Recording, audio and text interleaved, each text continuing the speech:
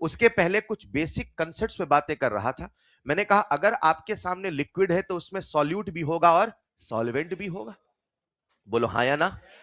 अब सॉल्यूट भी उड़ेगा और सॉल्वेंट भी उड़ेगा, क्योंकि दोनों वोलेटाइल है। हमेशा दोनों वोलेटाइल है कोई जरूरी नहीं है, लेकिन हमारे केस में, पहले केस में क्या दोनों वोलेटाइल थे? तो मैंने मजाक में कुछ ऐसा कहा कि ऊपर नीला भी उड़ के आएगा, ऊपर पीला भी उड़ के आएगा, मगर नीला की संख्या पीला से ज्यादा है, क्योंकि नीला वाला पीला से ज्यादा वोलेटाइल था। फिर मैंने कंसेप्ट सिखाया, देखो ये दिमाग में मत सोचना कि नीला हमेशा पीला से ज्यादा होगा। नीला पीला से ज्यादा भी हो सकता है, कम भी हो सकता है, मगर जो ज्यादा वोलेटाइल है वो नीचे से तो हमेशा ज्यादा ही होगा। कोनोवॉलोप्स रूल ये कहता है कि the vapour phase will be richer with that component which is more volatile. इसका मतलब ये नहीं कि आपस में ज्यादा होगा, इसका मतलब ये है वो नीचे से हमेशा ज्यादा ही होगा। बोलो डन। अब मैं एक बार उस डायग्राम को फिर से बना दूं जो आपने बनाया था। तो आपने बनाया था एक बर्तन और इसमें भरा था पानी। क्या भरा था? तो मैं आपके सामने कुछ नीले नीले मॉलिक्यूल बना दूं ना यार। और ये नीले मॉलिक्यूल किसके थे? पानी के। क्या इन्हीं के बीच में सॉल्यूट था? तो इन्हीं के बीच में मैं कुछ पीले पीले मॉलिक्यूल बना देता हूं, ये आपके सामने सॉल्यूट है। और जैसा कि आपको पता है कि आज हमारा जो सॉल्यूट है वो ज्यादा वोलेटाइल है कि सॉल्वेंट ज्यादा वोलेटाइल है? सॉलिड। ऐसा है कि ऐसा हमने माना है। चलो साहब, अब सबका ध्यान बोर्ड पे, ठीक। अब नीचे की दुनिया लिक्विड लिक्विड, नीचे की दुनिया, ऊपर की दुनिया। एक बार हम क्या करते हैं मेरे बच्चों, एक बार हम इस नीचे के सिस्टम को पढ़ते हैं और एक बार ऊपर के सिस्टम को पढ़ते हैं। नीचे जो नीला है उसका मोल फ्रैक्शन एक्स से है और नीचे जो पीला है उसका मोल फ्रैक्शन एक्स भी है। बोलो डन। अब थोड़ा सा सोच के समझ के जवाब देना। नीला ना होता नीचे, नीला ना होता तो नीला ना गया होता, ना मिलाओगे तो नहीं पाओगे।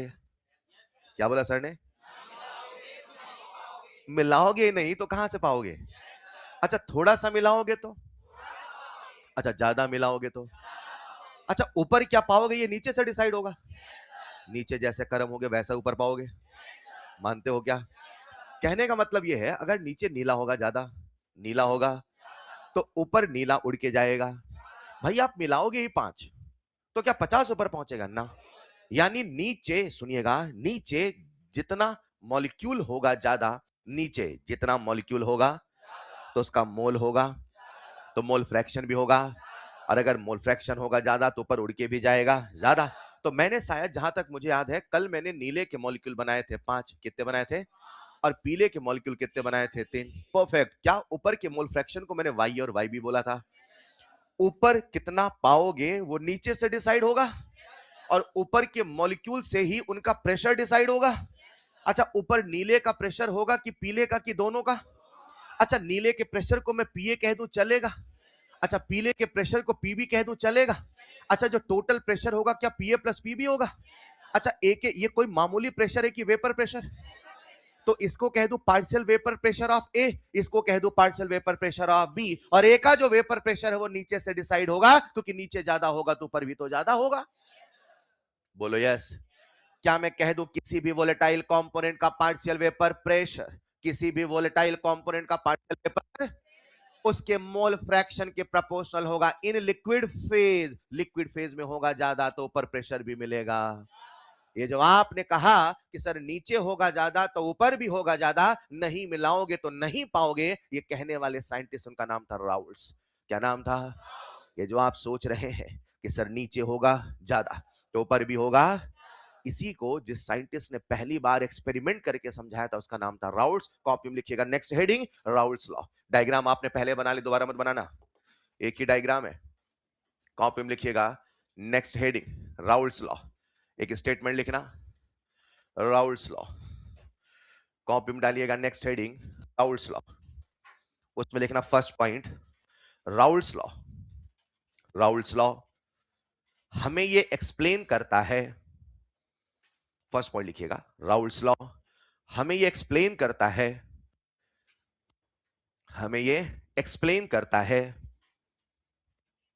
हमें ये एक्सप्लेन करता है कि किसी भी वोलेटाइल कंपोनेंट का, किसी भी वोलेटाइल कंपोनेंट का वेपर प्रेशर, किसी भी वोलेटाइल कंपोनेंट का वेपर प्रेशर कैसे कैलकुलेट करें, कैसे कैलकुलेट करें, कैसे कैलकुलेट करें।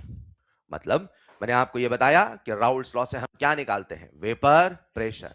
न्यूटन के सेकंड लॉ से क्या निकालते हैं, फोर्स। अरे यस और नो, वैसे ही राउल्ट्स लॉ से हम क्या निकालते हैं, वेपर प्रेशर। अब कैसे निकालते हैं लिखिएगा, next point, vapour pressure of, vapour pressure of any volatile component, vapour pressure of any volatile component, vapor pressure of any volatile component is directly proportional to, is directly proportional to, is directly proportional to its mole fraction, is directly proportional to its mole fraction, its mole fraction in liquid phase, is directly proportional to its mole fraction in liquid phase। क्या ये line सबको समझ में आ रही? किसी भी volatile component का vapour pressure उसी के मोल फ्रैक्शन के प्रोपोर्शनल होगा, वो भी लिक्विड फेज में। बोलो डन। इसे अगर मैं मैथमेटिकली कहना चाहूं नेक्स्ट स्लाइड में, तो कुछ ऐसे कह दूं मेरे बच्चों, ए का प्रेशर, क्या बोला सर ने, प्रोपोर्शनल टू ए का mole fraction in liquid phase, और मैं कह दूं बी का pressure is proportional to B का मोल फ्रैक्शन इन लिक्विड। अरे बोलो ना, एक मिनट एक मिनट, मोल फ्रैक्शन होगा ज्यादा, फील चाहिए, मोल फ्रैक्शन होगा मतलब मोल होगा मतलब मॉलिक्यूल, मतलब ऊपर मॉलिक्यूल मिलेंगे यानी प्रेशर होगा। क्या मैं कह दूं PA is directly proportional to x से, सबको समझ में आ रहा? अच्छा, बच्चे बच्चे को पता होगा कि जो एक्स ए और एक्स बी का समेशन है वो कितना होता है, 1। कितना होता है? अच्छा सुनो ना, जैसे जैसे एक्स बी बढ़ेगा, जैसे जैसे एक्स बी यानी मोल फ्रैक्शन ऑफ सॉल्यूट, जैसे जैसे एक्स बी बढ़ेगा वैसे वैसे एक्स से घटेगा। यानी मैं कह दूं जो ए का पार्शियल प्रेशर है वो ए के मोल फ्रैक्शन के प्रोपोर्शनल है, तो मैं क्या ये भी कह दूं जो ए का पार्शियल प्रेशर है वो बी के मोल फ्रैक्शन के इनवर्सली प्रोपोर्शनल है? ये नहीं कह सकते। किसी के बढ़ने से कोई घट जाए वो इनवर्सली नहीं होता है, हर चीज बढ़ने से घट जाए वो इनवर्सली नहीं होता है। डायरेक्टली का मतलब होता है, इनवर्सली का मतलब होता है, पहले वो मतलब समझो। अगर आप कहते हो x प्रोपोर्शनल टू y, एक होता है प्रोपोर्शनल और एक होता है डायरेक्टली प्रोपोर्शनल। अगर आप कहते हो x is directly proportional to y, तो आप दुनिया को यह बताना चाहते हो अगर y होगा 2 गुना तो x भी होगा। प्रोपोर्शनल का मतलब है डिपेंड करना, कोई भी चीज हजार तरीके से डिपेंड कर सकती है। और डायरेक्टली प्रोपोर्शनल का मतलब है डायरेक्टली डिपेंड करना, मतलब दो गुना होने से दो गुना होना, और इनवर्सली प्रोपोर्शनल का मतलब है दो गुना होने से आधा गुना होना। हाँ ये सच है, हाँ ये, जैसे जैसे सॉल्यूट का मोल फ्रैक्शन बढ़े, जैसे जैसे सॉल्यूट का मोल फ्रैक्शन बढ़े वैसे वैसे सॉल्वेंट का मोल फ्रैक्शन घटे, तो वेपर प्रेशर भी घटेगा, मगर दुगना होने से वो आधा होने वाला नहीं है। इसीलिए मैथमेटिकली यूनिवर्सली प्रोपोर्शनल कहना सही। हाँ शब्दों में कह दो कि सॉल्यूट होगा ज्यादा तो एक का प्रेशर होगा कम, मगर कह दो कि ये दो गुना थी आधा गुना होगा, ऐसा होने वाला।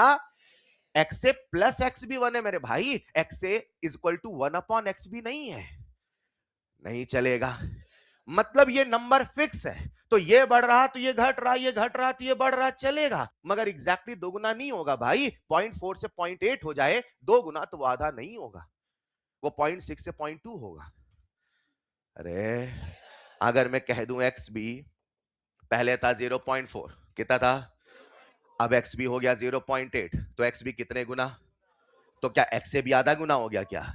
तो जब नहीं हो रहा आधा गुना तो कैसे इनवर्सली बोलोगे, राइट? तो कॉपी में पहले इसको लिखना, ये लिख लिया, ये लिख लिया था क्या, फर्स्ट पॉइंट लिखते चलना, फर्स्ट पॉइंट, फिर लिखिएगा second point, P is inversely proportional to X V, P is inversely proportional to X V, फिर क्रॉस करना और लिखना ऐसा नहीं कह सकते, ऐसा नहीं कह सकते,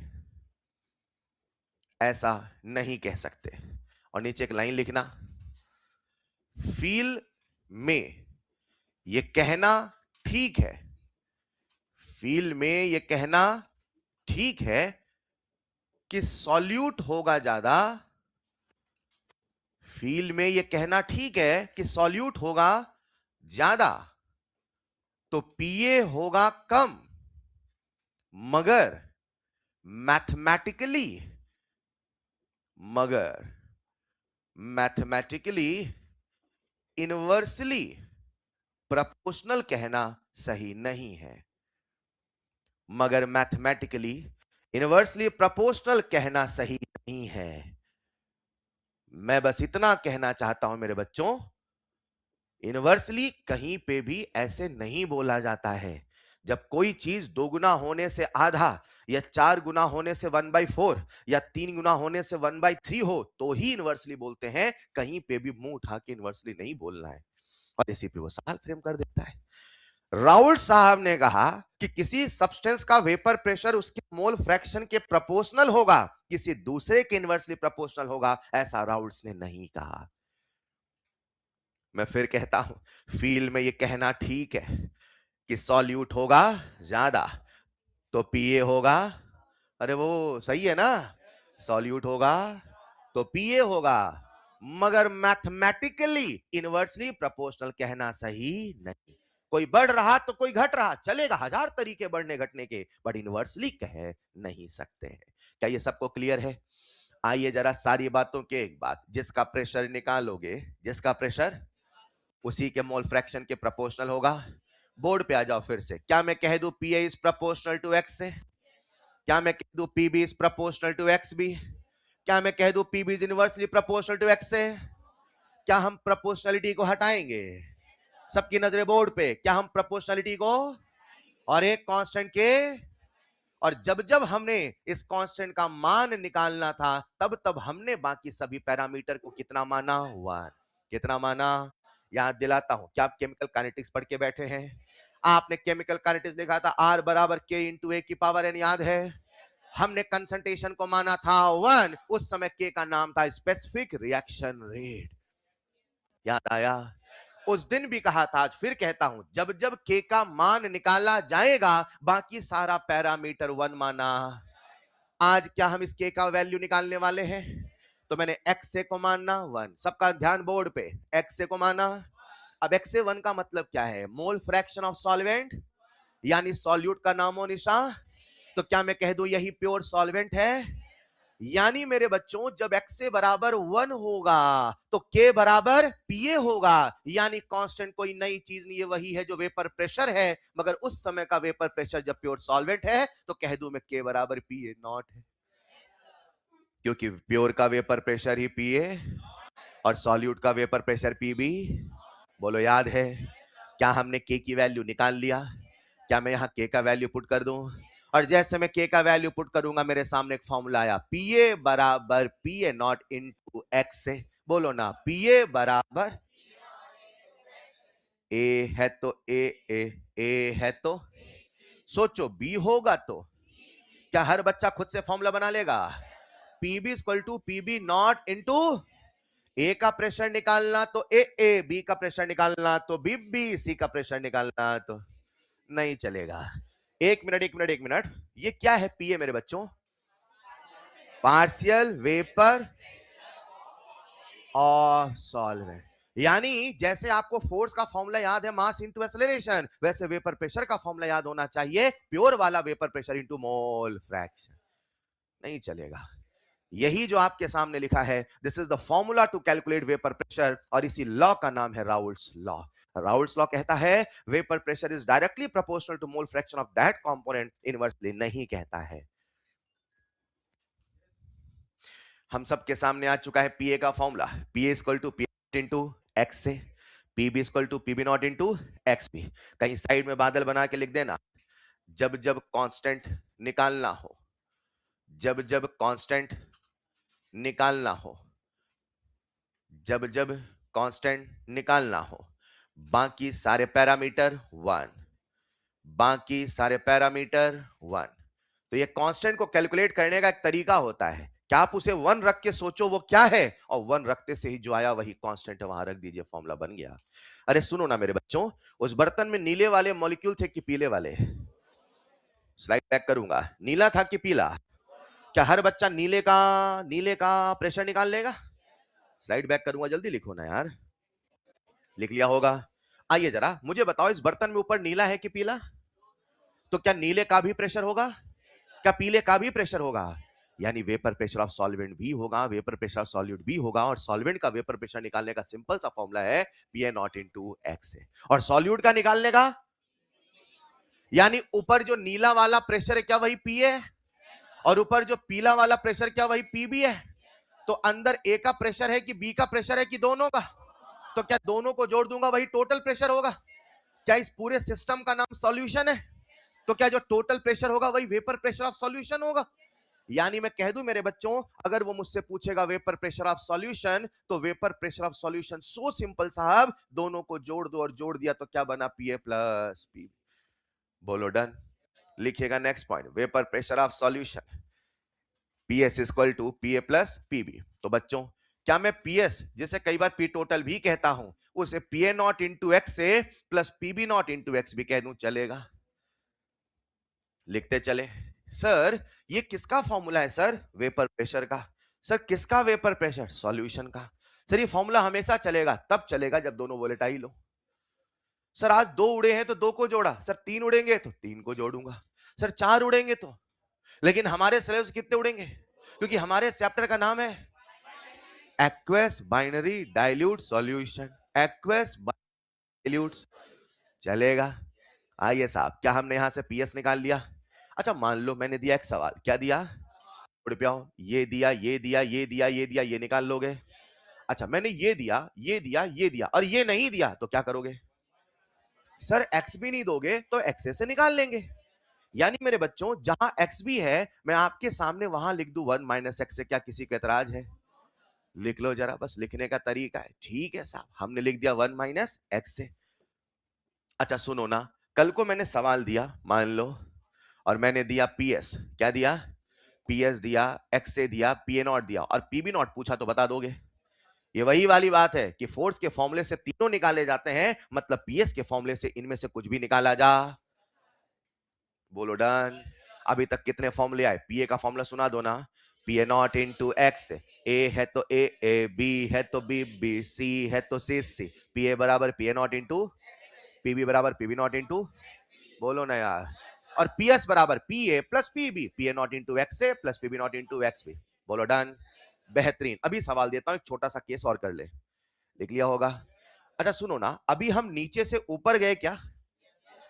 नीचे से ऊपर जाना तो राउल्स लॉ लगाना। बोलेगी जनता, नीचे से। क्या हमने राउल्स लॉ लगा के वेपर प्रेशर निकाल लिया? अब हम पहुंच गए ऊपर। कहां पहुंच गए? अच्छा ऊपर केवल वेपर है कि लिक्विड? क्या ऊपर केवल गैस की दुनिया है? और राउल्स लॉ का नियम तब चलता है जब लिक्विड से गैस जाना, लेकिन ऊपर लिक्विड से गैस है, केवल गैस है। यानी अब राउल्स लॉ चलने वाला केवल गैसेस में जो लॉ चलता है उसका नाम है डाल्टन्स लॉ। क्या नाम है? कॉपी में लिखिएगा next point, analysis in vapour phase. Copy में लिखिएगा next point, analysis in vapour, analysis in vapour phase. अब हम क्या करते हैं, इस सिस्टम को पढ़ते हैं वेपर फेज में। तो सबसे पहले बता दूं, वेपर फेज में पढ़ने के लिए कौन सा लॉ काम आएगा? Dalton's law. तो कॉपी में लिख लेना नेक्स्ट पॉइंट, डाल्टन्स लॉ।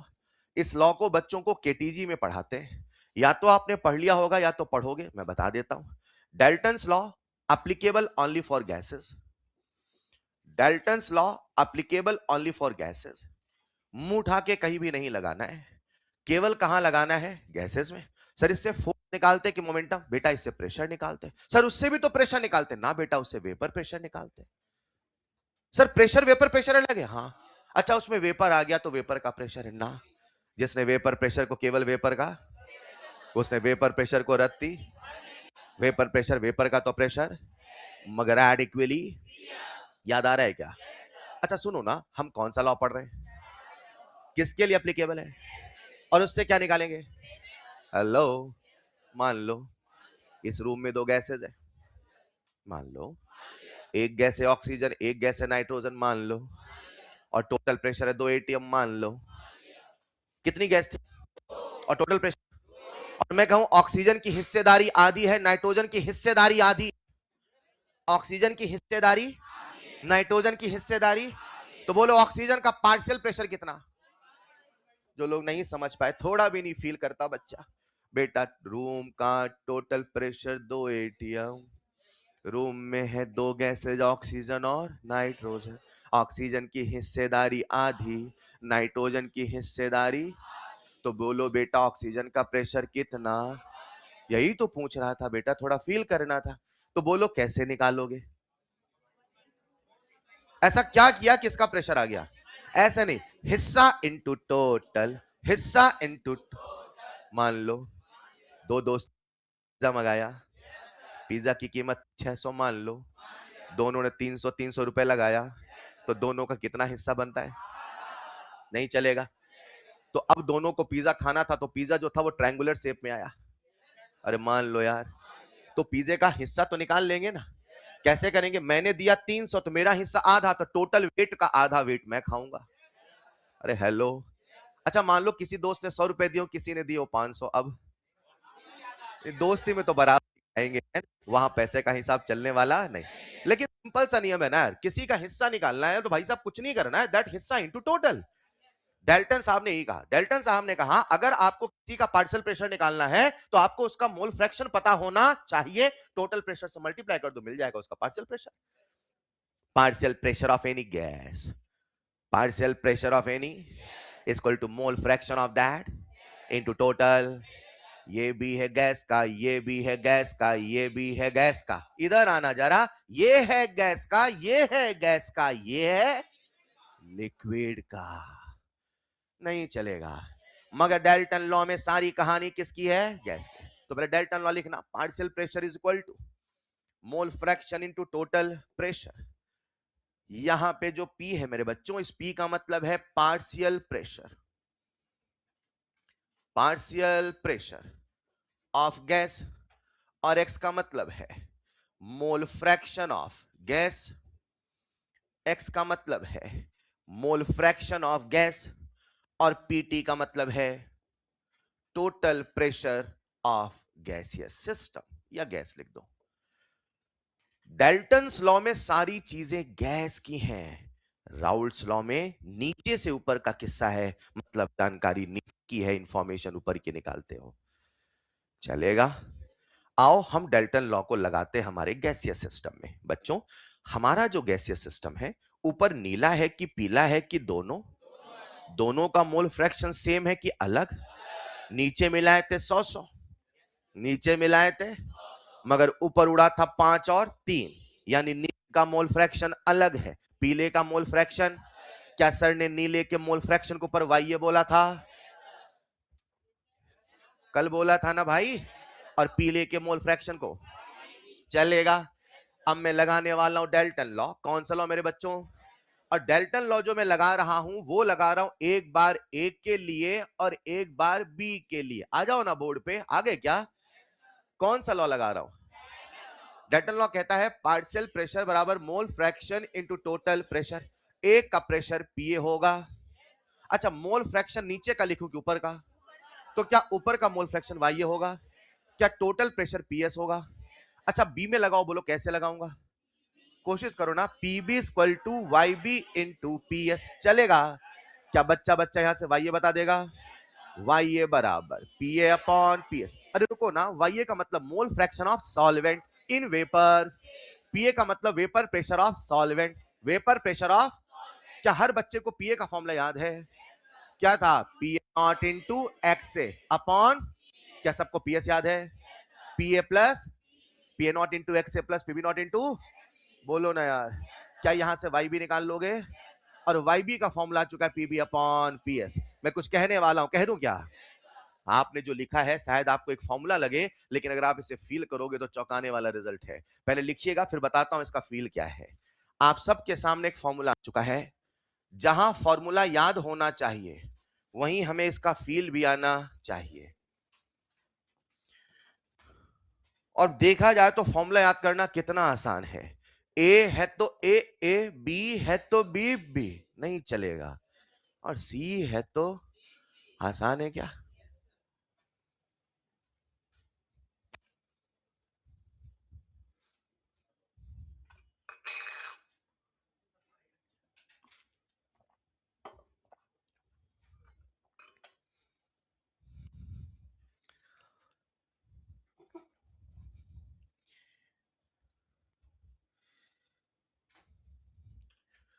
सूरज तक जाने के लिए इंसान को सूरज तक जाना नहीं पड़ता है। समझ पा रहे हैं क्या? सूरज तक जाने के लिए इंसान को बिना सूरज तक जाए सूरज की दूरी नाप लेता है। कुछ समझ पा रहे हैं क्या? ये विज्ञान का जादू जो मैं आपसे कहने वाला हूं, बिना जाता है, बिना गिने कैसे। लिख लिया क्या?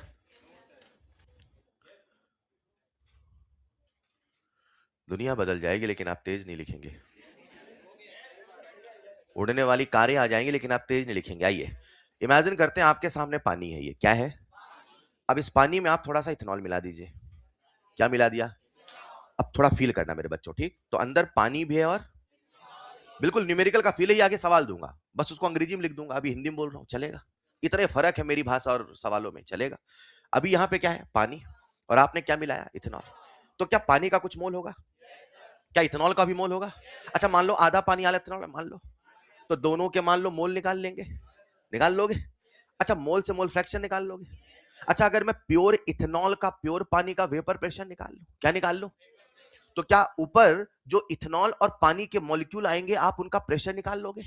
ये वही वाली बात है कि अगर बॉटल में इथेनॉल मिलाया जाए और पानी मिलाया जाए और अगर स्मेल किया जाए तो क्या इथेनॉल के मॉलिक्यूल उड़ के आएंगे? तभी तो उनकी स्मेल आती है। अगर आपने पानी में चीनी मिलाया होता, क्या मिलाया होता, तो क्या चीनी खुशबू होती? हाँ मीठा है, ऐसा आता क्या? ना। नमक मिला दो, हाँ नमकीन है ना, उनकी खुशबू आने वाली है क्योंकि वो वोलेटाइल। मगर इथेनॉल मिलाओगे तो इथेनॉल की खुशबू तो आएगी क्योंकि वो कैसा है? अब सवाल ये नहीं, सवाल ये कि सब ऊपर इथेनॉल भी, ऊपर पानी भी है, ऊपर इथेनॉल भी है ऊपर, तो गिन के बताओ ऊपर कितना इथेनॉल है, ऊपर कितना पानी है? तो मैं आपको गिन के बता सकता हूं, एक होगा पानी और एक होगा इथेनॉल। तो YA यानी मोल फ्रैक्शन ऑफ पानी equal to PA upon P।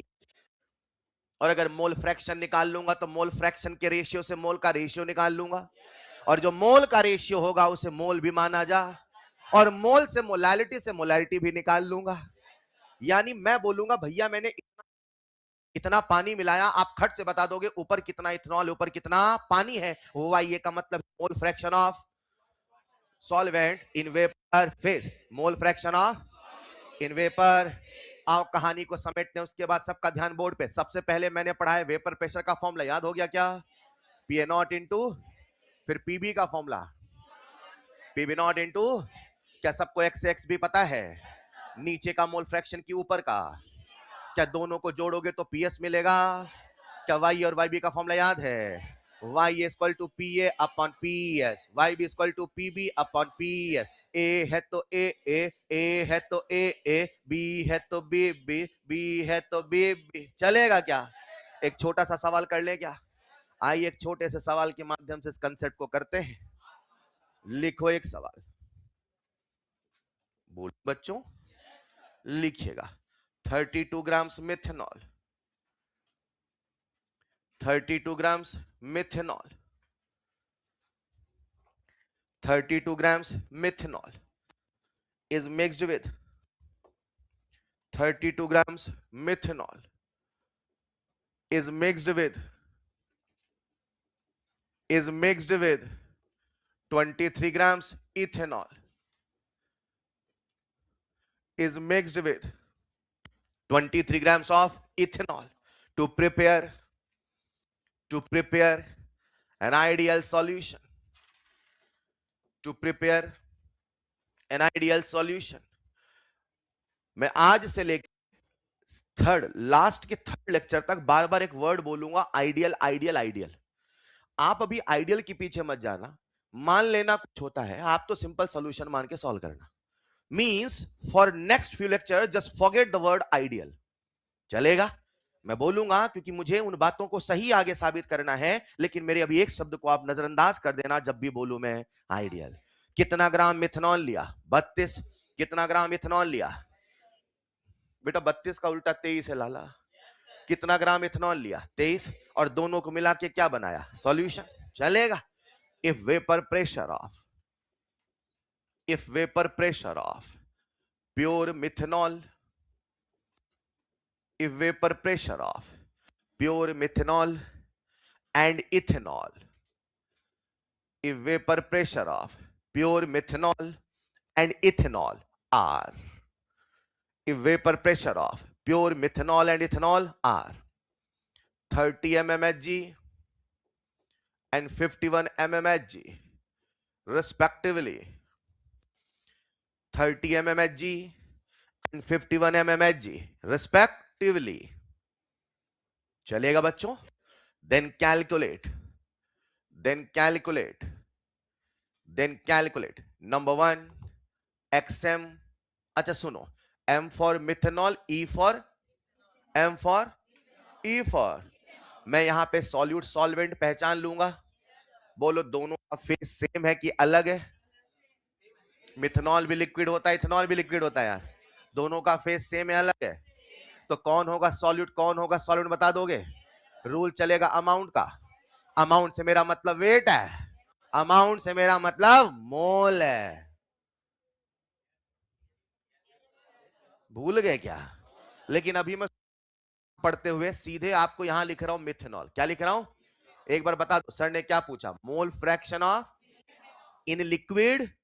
पहले सवाल में शब्द याद हो जाए, फॉर्मूला याद हो जाए तो आपसे सारे सवाल बनेंगे. बस इतना कर लो, शब्द याद कर लो, चलेगा. What is the meaning of XM? Mole fraction of in liquid. Then calculate. Number 1 XM, number 2 XC, number 3 PM, number 4 PE, number 5 PS, number 6 YM, number 7 YE. कुछ बच गया क्या?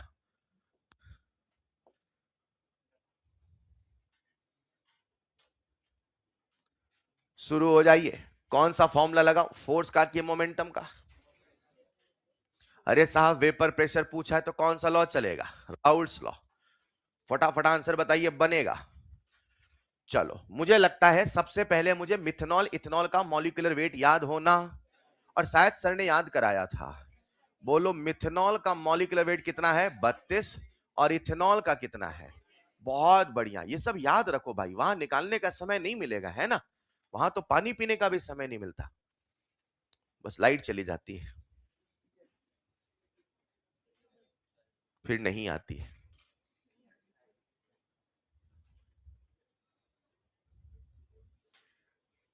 लास्ट ईयर बच्चे हमसे कहते थे सर, एग्जाम हॉल में कई बार जब हम पेपर देते तो सर हमारे रूम में घड़ियां नहीं होती, सर घड़ियां लगा दीजिए, तो टाइम मैनेज नहीं कर पाते. उनको ऐसा सेंटर मिला कि बैठने की बेंच नहीं थी भाई, घड़ियां दूर की बात है. समझ पा रहे हैं क्या? फिर कहते हैं सर अच्छा हुआ हमने वो प्रैक्टिस पहले कर ली थी. कहने का मतलब है you have to ready for the worst situation. आप हर चीज कंफर्टेबल मत इमेजिन करें. कई बार ऐसे सेंटर मिल जाते हैं कि बेंच वो छोटे बच्चे की होती. लिख लिया होगा सबने?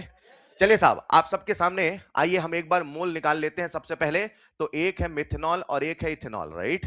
मिथेनॉल का कितना ग्राम है? 32. इथेनॉल कितना ग्राम है? 23. और सबसे पहले निकाल ले number of moles of methanol. Sir mole क्यों निकालोगे? तभी तो मोल फ्रैक्शन मिलेगा. तो मोल निकाल लेते हैं. मोल का फॉर्मूला है वेट अपॉन मॉलिक्यूलर वेट. मोल का फॉर्मूला है वेट अपॉन मॉलिक्यूलर वेट. बिजली की रफ्तार से करे भाई, बिजली भी घबरा जाए, ऐसे करे. एक में कितना मोल आया? 1. और एक में कितना मोल आया? हाफ. चलो निकाल लेते हैं मोल फ्रैक्शन ऑफ मिथेनॉल. तो जिसका पूछा उसका मोल बटे टोटल मोल. 1 प्लस हाफ यानी 3/2. ऊपर लिख दो 2/3, चलेगा? अरे चलेगा भाई. अगर एक्सएम आ चुका है तो क्या एक्सी आ जाएगा?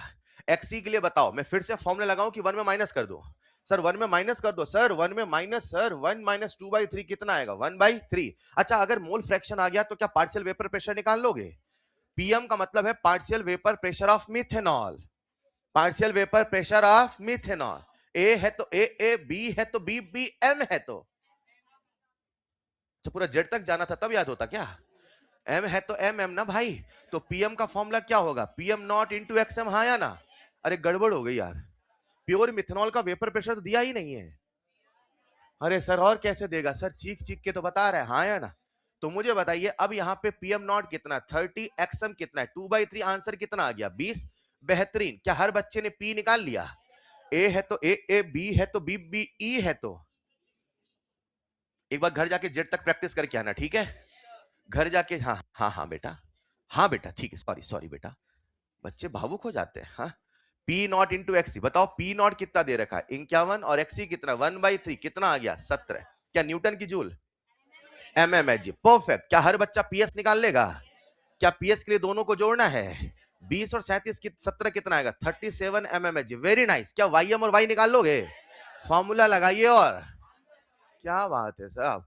अब यहां से वाईएम लिख रहा हूं तो वाईएम क्या होगा, पीएम अपॉन पीएस। मिथनॉल का प्रेशर कितना था, 20/37। अच्छा वाई कितना होगा भाई, 17/37। चेक कर लो जरा, आसान है क्या। खूब सवाल करते हैं, लेकिन आपको पता है जब भी हम कोई कंसेप्ट पढ़ते हैं उसका थ्योरेटिकल, उसका मैथमेटिकल, उसका ग्राफिकल। तो हमने थ्योरेटिकल एंगल समझ लिया, मैथमेटिकल एंगल भी। अरे बोलो ना भाई। अब क्या बना ले, कॉपी में लिखिएगा नेक्स्ट हेडिंग, फिर उसके बाद सवाल करते हैं बैक टू बैक। कॉपी में लिखिएगा next heading graphical analysis. Copy में लिखिएगा नेक्स्ट हेडिंग ग्राफिकल एनालिसिस। जो हमने पढ़ा इस पूरी कहानी को आओ कुछ ग्राफ बना के भी समझ लेते हैं। Graphical analysis. आओ, क्या सबको ग्राफ का नियम याद है, सबसे पहले फिर फॉर्मूला याद करना, उसे स्टैंडर्ड इक्वेशन से। वेरी नाइस, जरा सब बच्चे बोर्ड पे आ जाए। आगे क्या, पहले समझेंगे बाद बनाएंगे। सबसे पहला ग्राफ किसका बना रहा हूं, पीए वर्सेस एक्स है। मैंने बोला बोर्ड पे आ जाए, मतलब इशारा है पहले देखना है, चलेगा समझना, पीए वर्सेस। और दूसरा ग्राफ बना रहा हूं मैं पीबी वर्सेस एक्स भी, ठीक है बच्चों। चलो, क्या पीए और एक्सेस सुनते कोई फॉर्मूला याद आया क्या। सबसे पहले एक्सेस को देखना, फिर फॉर्मूला याद करना, उस स्टैंडर्ड इक्वेशन से कंपेयर करना। क्या ये हमारा वाई एक्सिस है, ये हमारा एक्स एक्सिस है। क्या ये y बराबर mx+0 है। क्या ग्राफ बना दूं ओरिजिन से, चलेगा। क्या ओरिजिन से बनाते बनाते इनफाइनाइट तक ले जाऊं, कहां तक जाऊं है? अरे लाला, इधर क्या लिखा है, ये क्या लिखा है, एक्स का मतलब मोल। मोल फ्रैक्शन की वैल्यू इनफाइनाइट होती है क्या, मोल फ्रैक्शन की लास्ट वैल्यू कितनी होगी, 1। और क्या हर बच्चा 1 को फील कर पा रहा है। अगर मोल फ्रैक्शन की वैल्यू 1 है, इसका मतलब है वहां पे वो प्योर सॉल्वेंट है, चलेगा। यानी ये ग्राफ यहां से बढ़ता जाएगा और बढ़ते बढ़ते एक जगह जाके इंटरसेक्ट करेगा। जरा हर बच्चा बोर्ड पे देखे, और जहां जाके इंटरसेक्ट करेगा ये x से बराबर 1 होगा, और जब x से बराबर 1 होगा उसी प्रेशर का नाम पीए नॉट होगा। बोलो डन। क्या यहां पे सर ने लिखा वेपर प्रेशर, हिंदी में लिख देता हूं वेपर प्रेशर, हिंदी चलेगा भाई। अब बताओ जरा, इस एक्सिस को पढ़ोगे तो क्या मिलेगा, वेपर प्रेशर। तो जब इतनी लंबाई पढ़ोगे, इतनी लंबाई से क्या मिलेगा, यहां से लेके यहां तक कोई लेंथ होगी ना, 20, 50, 100, 150, 200 कुछ तो होगा। So this length is equivalent to what, PA. PA and what is PA not, vapour pressure of pure solvent. ये तो सबको समझ में आया। आप न्यूमेरिकली सोचो, मान लो सर ने बोला एक्स से है 0.5, सर ने बोला एक्स से है, तो क्या यहां कहीं होगा, क्या यहां से लेके यहां तक की लेंथ होगी। अब कोई मुझे सोच के बता दे, जो यहां से लेके यहां तक की लेंथ होगी वो इतनी कुछ होगी। ये जो लेंथ आपको यहां से लेके यहां तक मिलेगी, ये आपको क्या बताएगी, ये आपको बताएगी वेपर प्रेशर उस समय का जिस समय मोल फ्रैक्शन कितना है, 0.5। और जैसे जैसे मोल फ्रैक्शन बढ़ेगा वैसे वैसे वेपर प्रेशर लीनियर की एक्सपोनेंशियल, चलेगा नहीं चलेगा। क्या मैं ऐसा ही ग्राफ पीबी का बना लूंगा, पहले बना लेते हैं फिर कॉपी में लिख लेंगे। अगर मैं पीबी का बनाता तो हर बच्चा मुझे बता दे अपना फॉर्मूला कौन सा लिखता, पीबी वाला। कौन सा, PB equal to PB not into, ये होगा हमारा वाई एक्सिस, यस, ये होगा एक्स एक्सिस, यस, ये होगा स्लोप, बोल यस। ग्राफ बना दूं ऐसा, बोलो चलेगा। क्या ग्राफ इनफाइनाइट तक जाएगा, नो सर। क्या जाते जाते एक्स भी बराबर 1 पे रुक जाएगा, यस सर। बना लो ग्राफ जल्दी से।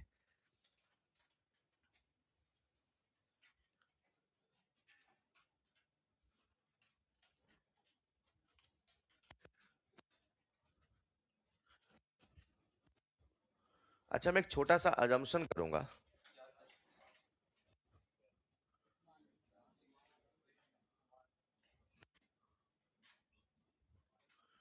कोई मुझे समझा सकता है क्या कि मैंने जो ये पीबी का ग्राफ बनाया है इसकी लेंथ पीए नॉट से कम रखी है, कोई लॉजिक दे सकता है क्या।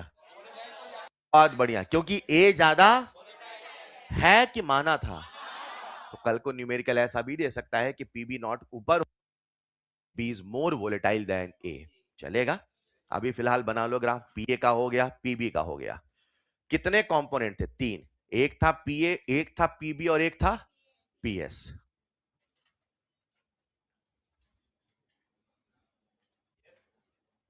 कहीं साइड बादल बना के लिख देना। बोलूं? जैसे जैसे उस कंपोनेंट का, जैसे जैसे उस कंपोनेंट का, जैसे जैसे जैसे जैसे उस कंपोनेंट का, उस कंपोनेंट का मोल फ्रैक्शन बढ़ेगा, जैसे जैसे उस कंपोनेंट का मोल फ्रैक्शन बढ़ेगा, वैसे वैसे वैसे वैसे वैसे वैसे वेपर प्रेशर भी बढ़ेगा, वैसे वैसे वेपर प्रेशर भी बढ़ेगा, वैसे वैसे वेपर प्रेशर भी। और कैसे बढ़ेगा? लीनियरली। कैपिटल लेटर में लिखना, लीनियरली। वैसे वैसे वेपर प्रेशर भी बढ़ेगा। और बोलो साहब कैसे बढ़ेगा? लीनियरली। बोलो ठीक है, बढ़ूं आगे। अच्छा, अभी हमने ग्राफ बनाया पीए का, फिर हमने ग्राफ बनाया पीबी का, ग्राफ बना लेते हैं पीएस का। किसका बना ले? बढ़ूं आगे। लिखिएगा थर्ड ग्राफ, लिखिएगा थर्ड ग्राफ, पीएस वर्सेस। अब हमारे सामने एक समस्या है। समस्या यह है कि अगर आपको पीएस का फॉर्मूला याद हो, अब आ जाओ फिर से बोर्ड पे, पेन छोड़ दीजिए, बोर्ड पे आ जाइए। अगर आपको पीएस का फॉर्मूला याद हो मेरे बच्चों, तो पीएस का फॉर्मूला था PA not into X A plus PB not into X B. यानी पीएस के फॉर्मूले में एक्सए भी है। और तो अब मुझे फैसला लेना होगा कि जब मैं ग्राफ बनाऊं तो मैं एक्सए लिखूं कि एक्सबी लिखूं। है मैंने एट अ टाइम एक्सए को पढ़ा हो, या हो सकता है मैंने एट अ टाइम। चलेगा? अच्छा, क्या मैं यहां एक्स भी है वहां 1 माइनस एक्स से लिख दूं? चलेगा? यानी इस फॉर्मूले में केवल एक्स से बचाया जा, केवल एक्स भी बचाया जा। तो फैसला मुझे लेना था मैं कैसे पढ़ना चाहता हूं। तो न्यूमेरिकल के ट्रेंड को देखते हुए मैंने कहा हम ग्राफ बनाएंगे पीएस वर्सेस एक्सए का। पीएस वर्सेस, यानी मैं ये पढ़ना चाहता हूं कि जैसे जैसे सॉल्वेंट का मोल फ्रैक्शन बदलेगा, वैसे वैसे सॉल्यूशन का वेपर प्रेशर कैसे। क्या सबका ध्यान बोर्ड पे है? ध्यान होना है, सो नहीं जाना है, सुनना है ध्यान से। चलेगा? इतना भी ध्यान ना हो जाए कि भाई साहब नींद आ रहा है। समझते रहना है, और उसका बड़ा सिंपल तरीका है, मेरे सवालों का जवाब देना है। It's not a one way communication, it's a two way. आपको जवाब देना है। नहीं बोलने का मन कर रहा, आलस है, दर्द हो रहा मुंह में, तो जवाब दीजिए भाई साहब मन में, लेकिन बोलते रहिए। चलेगा? आइए समझते हैं बच्चों। अब हम बनाने वाले ग्राफ, क्या बनाने वाले? और ग्राफ जो बना रहे हैं वो बना रहे हैं पीएस वर्सेस एक्स का। तो यहां लिखा मैंने एक्स से, क्या लिखा? अच्छा, एक्स से मतलब मोल फ्रैक्शन ऑफ सॉल्वेंट। तो जैसे जैसे आगे जाओ वैसे वैसे एक्स की वैल्यू, एक्स से 1 से ज्यादा होने वाला, मतलब ये ग्राफ की बाउंड्री सेट है, वो इससे ज्यादा आगे निकलने वाला नहीं। लेट्स यहां पे एक्स से बराबर और यहां पे एक्स से बराबर। अच्छा, एक्स से 0 का फील बोलो। अच्छा, एक्स से 0 का फील है कि सॉल्वेंट नहीं है? एक्स से 0 का फील है कि सॉल्वेंट? अच्छा, सॉल्वेंट नहीं है तो फिर कौन है? क्योंकि मैं पीएस की बात कर रहा हूं, मैं सॉल्यूशन की बात कर रहा हूं, मतलब दो होंगे तभी तो सॉल्यूशन बनेगा ना यार। अच्छा, यहां पे एक्स से कितना है? यानी सॉल्वेंट। अच्छा, यहां पे एक्स से कितना है? यानी सॉल्वेंट है सर, सॉल्यूट नहीं है। बोलो डन। यानी इधर से पढ़ोगे तो एक्स से, इधर से पढ़ोगे तो चलेगा। अब सुनो ना, ग्राफ बनाने का तो एक ही नियम, सबसे पहले एक्सिस को देखना। लिखना नहीं बेटा, पेन ऐसे नीचे रख दो, हाथ ऊपर कर लो भाई, नहीं छोड़ते हो तो यार क्या करूं मैं। छोड़ दो पेन, छोड़ दिया? ठीक। आइए सबसे पहले एक्सिस को देखना। मैं आपके सामने पीएस का फॉर्मूला लिख रहा हूं, पीए नॉट इंटू एक्स से plus PB not into X B कह दू 1 माइनस। परफेक्ट। इसको थोड़ा रीअरेंज कर लूं, पीएस को पीएस लिख दो, चलेगा बेटा? चलेगा। इसे कह दूं मैं पीए नॉट इंटू एक्स से plus PB not minus PB not into X से। एक्स से कॉमन ले लूं क्या? तो मैंने यहां से x कॉमन लिया तो ये हो गया PA0 minus PB0 into plus, सबसे पहले एक्सिस को देखना, फिर फॉर्मूला याद करना, उससे स्टैंडर्ड इक्वेशन से कंपेयर करना। क्या PS हमारा y एक्सिस है? क्या x से हमारा x एक्सिस है? क्या जो x साथ आएगा वही स्लोप क्या है? क्या कांस्टेंट c क्या है? क्या ये y बराबर mx प्लस c है? क्या ग्राफ बनेगा ओरिजिन से? क्या ग्राफ बनेगा ओरिजिन से? क्या ग्राफ बनेगा c से? c का मतलब pb, c का मतलब pb, pb नॉट का मतलब प्योर सॉल्यूट का वेपर। प्योर सॉल्यूट यहां होगा कि यहां? क्या प्योर सॉल्यूट यहां होगा? तो यहां कहीं पीबी नॉट होगा। पीबी नॉट पीए नॉट से बड़ा है कि छोटा? छोटा है कि हमने माना है? तो कहीं पे पीबी नॉट की वैल्यू मान लूं, यहां पे पीबी नॉट बना दूं, यहां पे पीबी नॉट बना दूं, यहां से खड़े हो जाऊं। अब बोलो कैसा ग्राफ बनेगा? Straight line. कैसा बनेगा? तो बना दूं मैं स्ट्रेट लाइन, चलेगा? उधर नहीं जाना है क्या? अच्छा अच्छा, ऐसे चला जाऊं और करे हाँ चले जाओ। अरे भाई थोड़ा तो दिमाग लगाओ। क्या पीए नॉट पी, हाँ, मैं भी पढ़ाता हूं बेटा, सुन लो ना। आइए, क्या पीए नॉट पीबी नॉट से बड़ा है? मैंने पहले भी कहा हम 16 की, बट फिर भी है ना, मुझे मौका दीजिए। क्या पीए नॉट पीबी नॉट से बड़ा है? अगर पीए नॉट पीबी नॉट से बड़ा है तो क्या स्लोप पॉजिटिव है? और अगर स्लोप पॉजिटिव है मेरे बच्चों, तो बताओ ग्राफ बढ़ता हुआ कि घटता हुआ? क्या ग्राफ बढ़ता हुआ जाएगा? अगर ग्राफ बढ़ता हुआ जाएगा तो यहां से बैठ के मैं बढ़ता हुआ ग्राफ कुछ ऐसा बना दूं, बना दूं, और बढ़ते बढ़ते जहां जाके इंटरसेक्ट करेगा उस पॉइंट का नाम होगा xp बराबर 0, यानी xa बराबर 1। xa बराबर 1, अगर आप यहाँ xa का मान 1 रखोगे तो pb नॉट कैंसिल होगा, केवल क्या बचेगा? pa नॉट, यानी जहां जाके इंटरसेक्ट करेगा इस वाले पॉइंट का नाम होगा pa। आज मैंने पीए नॉट को ऊपर बनाया क्योंकि पीए नॉट को हमने बड़ा माना था। अगर कल को पीबी नॉट ज्यादा वोलेटाइल होता तो ऊपर होता और स्लोप होता नेगेटिव, ग्राफ कैसा जाता? गिरता हुआ। बोलो डन। ये जो ग्राफ बना आपके सामने किसका बना?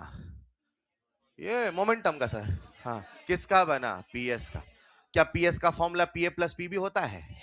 अब रुको ना, ये जो ग्राफ मेरे सामने यहां वाले हैं, इनको उठा के मैं इसमें मर्ज करना चाहता हूं। अच्छा, कैसे सर? ऐसे मैं सेलेक्ट करूंगा, ये सेलेक्ट कर लिया, उसके बाद मैं कॉपी करूंगा। कॉपी कहां हो रहा है? कॉपी। उसके बाद मैं यहां जाऊंगा, उसके बाद यहां पेस्ट कर दूंगा। ऐसा एक मिनट, क्या ऐसे करूंगा? थोड़ा दिमाग लगाऊंगा भाई। हाँ, इधर सुनो ना, इधर सुनो ना। क्या ये एक्स से लिखा है? तो क्या यहां पर भी एक्स है? तो भाई आप पल भर के लिए एक्स बी को हटा दो ना। हटा दिया। अब ये मत कहना सर ग्राफ छोटी फोटो है बड़ी फोटो है, मान लो एक ही चीज यार है ना। तो यहां पे भी एक्स से लिखा है और यहां पे भी एक्स से लिखा है, राइट? और ध्यान से देखो तो यहां पे वेपर प्रेशर है और ये भी तो वेपर प्रेशर है। भाई ये एक्सिस तो वेपर प्रेशर ही है ना। पीएस की लाइन तो ये वाली है। यस, चलेगा क्या? अगर मैं इसी में वो वाला ग्राफ बनाऊं तो शायद मेरा ये वाला ग्राफ x से बराबर 0 से शुरू होगा और पी नॉट पे खत्म होगा। यानी अगर मैं अगला ग्राफ बना दूं यहां से लेके यहां तक, बोलो बना दूं, चलेगा? नहीं चलेगा। ये जो ग्राफ बना है हरी वाली, ये पीए है। कौन है ये? नहीं चलेगा। और मैं आपके सामने ग्राफ और बना देता हूं लाल वाली, बोलो ये कौन होगा? अब जो कहने वाला हूं सबका ध्यान बोर्ड पे, एक है पीए और एक है हरी वाली। हरी वाली, लाल वाली, पक्का? अच्छा सुनो ना, इस ग्राफ में पीए भी है, पक्का? अब जो कुछ कहने वाला हूं, पहले हरी वाली को पकड़ते हैं। हरी वाली किसका ग्राफ है? चलेगा? एक मोल फ्रैक्शन मानो x से बराबर 0.5 मान लिया, तो x से बराबर 0.5 यहां कहीं होंगे, होंगे। तो क्या यहां से लेके यहां तक की जो लंबाई होगी यही होगी? तो क्या यहां से लेके यहां तक की लंबाई से आपको पीए मिलेगा? अच्छा मान लो मोल फ्रैक्शन ऑफ ए होगा 0.8, कितना होगा? तो 0.8 5 के आगे होगा कि 5 के पहले? बोलो ना, क्या 0.8 आगे होगा? तो क्या यहां से लेके यहां तक की लंबाई पीए मिलेगा? यानी कुछ कहने वालों समझ में था कहना, ए को छुओगे तो पीए मिलेगा। क्या बोला सर ने? बी को छुओगे तो, बोलो किसको छुए तो पीएस मिले? दोनों को छुएंगे, ऐसे नहीं। इधर आओ ना। मान लो मेरे बच्चों, मान लो हमने एक पॉइंट चुना x से बराबर 0.8। अरे मान लो, मान लिया x से बराबर, यहां पे बैठ जाओ। अब पहले पीए निकालो, तो किसको छुओ तो पीए मिलेगा? ए को छुओगे तो पीए मिलेगा, बी को छुओगे तो पहले किसको छू ले? लो हम ए को छू रहे हैं, तो ए ये वाली लाइन है, तो यहां से लेके यहां तक की लंबाई सबको दिख रही है। लाइन सीधी ना सीधी मान लेना भाई, है ना? मान लिया गया। तो इस लंबाई, इस लेंथ को मैं कह देता हूं पल भर के लिए ए बी चलेगा। ए को छुओगे तो ए नहीं मिलेगा बेटा, पीए मिलेगा। ए को छुओगे तो, और बी को छुओगे तो अब हम वहां पे खड़े होके बी को छूते हैं, तो जरा देखना क्या यहां से लेके यहां तक की लंबाई, यहां से लेके यहां तक की लंबाई पीबी है? थोड़ा अलग बना ताकि दिखाई दे, चलेगा ना? इस लंबाई को मैं नाम दे देता हूं पी क्यू। क्या नाम दे दूं? अब समझ में आए तो हाँ कहना। ये वाली लंबाई क्या है और ये वाली? ए को छुओगे तो पीए मिलेगा, ए को छुओगे तो, बी को छुओगे तो, और दोनों को जोड़ोगे तो पीएस मिलेगा। नहीं समझे? पीएस के लिए दोनों को जोड़ना। तो बच्चा मुझसे कहता है सर पीएस को छू लूं तो? नहीं, छू लो तो पीएस तो मिलेगा, मगर अगर वो छूने ना देगा तो किसी और को छू के भी वो मिलेगा। नहीं समझ पाए भाई? अगर वो सवाल दे दे और वो कह दे कि आप यहां तक की लेंथ बताओ, चलेगा। लेकिन वो सवाल ऐसा दे कि ये बनाए ही ना, ये दे दे, ये दे दे, बोले वो बताओ, तो बच्चे को पता होना चाहिए कि इससे और इससे भी वो निकाला जा। And what is the best part मेरे बच्चों? यहां से लेके यहां तक की length plus this length will give this length, right? अरे बोलना भाई। में ए को छुओगे तो पीए मिलेगा, बी को, और दोनों को जोड़ोगे तो पीएस मिलेगा। लिखिएगा जल्दी से।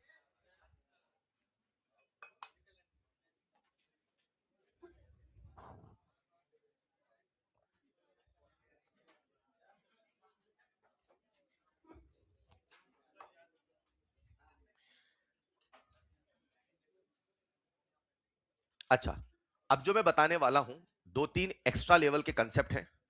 वो कंसेप्ट आपको डाइजेस्ट हो जाए तो ठीक है, वरना ऐसे आंखें बंद कर लेना, ऐसे पहले देख लेना, बाद में सब भूल गया मैं, चलेगा? और समझ जाना, तो उससे अच्छा तो कुछ है ही नहीं। अच्छा, लास्ट ईयर भी वो कंसेप्ट को मैंने डिस्कस किया था, and that is the concept जो जेई मेंस 2025 में आया था। और ये वही सवाल है जो मैंने पहली बार लास्ट ईयर पढ़ाया था, ना उसके पहले कभी बताया, ना कभी कहीं लिखा, ना कुछ ना कुछ, वो बताया, एंड लकली वो आ भी गया है। तो अगर आपको समझ में आ जाए तो थोड़ा ठीक है, और नहीं समझ में आए तो ठीक है।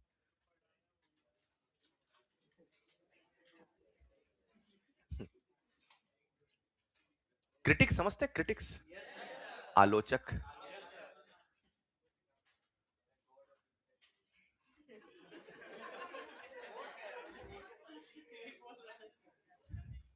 बचपन से सिखाया गया।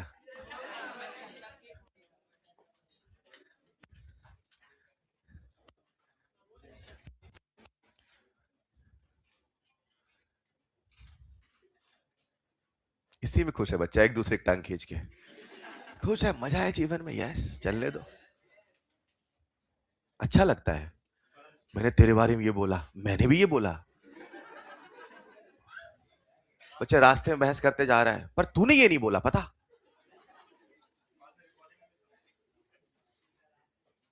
खुश है बच्चा, वेरी गुड बेटा, स्टे हैप्पी।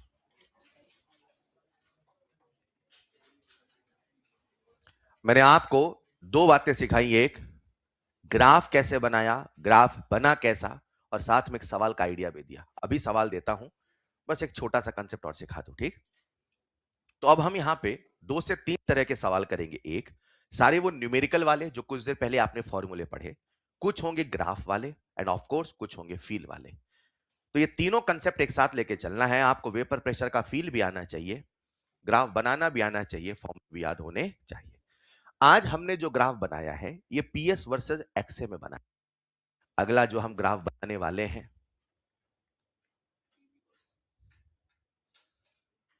अभी मैं सवाल देता हूं इस पे, ठीक है? यहां नीचे बस लिखे रहना, चाहे तो मैंने वैल्यूज लिखी है ए बी और इसको बोल देना पी क्यू, राइट? वहां पॉइंट बना देना, लेंथ है या इस पी को हटा ही दो आप, तो उसे बोल देंगे ए क्यू, चलेगा? नीचे वाला पॉइंट एक है, मैं अलग लाइन बना रहा हूं, लाइन अलग नहीं है, वो तो दिखाने के लिए है ना। ये वाला पॉइंट एक है, मान लो ए, राइट? तो इसको ऐसे लिखिएगा मेरे बच्चों, ए बी इसे बोलेंगे अपन पी एट एक्स से बराबर 0.8, ए बी इसे बोलेंगे पी एट एक्स से बराबर 0.8 एंड ए क्यू इसे बोलेंगे P B at at X से बराबर 0.8। अब बच्चा जो चालाक होगा ये तो समझ ही गया होगा कि मतलब सवाल एक्स से एक्स भी दोनों से बनाया जा सकता है। सर आज एक्स से बराबर 0.8 बोल रहे तो कल को सर एक्स भी बराबर 0.2 भी बोल सकते हैं। Both have the same meaning, right? X से बराबर 0.8 यानी एक्स भी बराबर 0.2, चलेगा ना? तो A B that is P A Q that is P B, और अगर मैं इन दोनों को जोड़ देता हूं मेरे बच्चों तो A B plus A Q इससे बन जाएगा पी एस। बच्चे को समझना है कि दोनों के वेपर प्रेशर को जोड़ के पीएस निकाला गया है।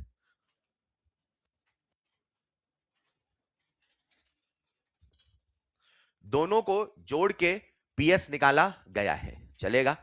जब हमने दोनों को जोड़ दिया तो कुछ इस प्रकार से पीएस निकला, और A B plus A Q में यह मत कह देना कि साहब मैं ए को कॉमन ले लूं प्लीज, ये लेंथ बताई जा रही, यहां से लेके यहां तक की लेंथ और यहां से लेके यहां तक की लेंथ, चलेगा?